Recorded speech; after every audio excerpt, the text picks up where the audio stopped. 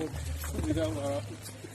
Yang di ujung sistem BTS, yang ini NPS, yang ini dark buket, yang ini jari sapi. Melon, cabai, semua kita bisa tanam yang tanaman buah.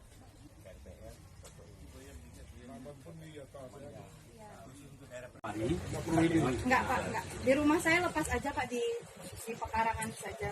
Dan ini menghemat Pak, karena kalau pakai tanah kan dia satu ini ada 150 lubang. Nah, Sama.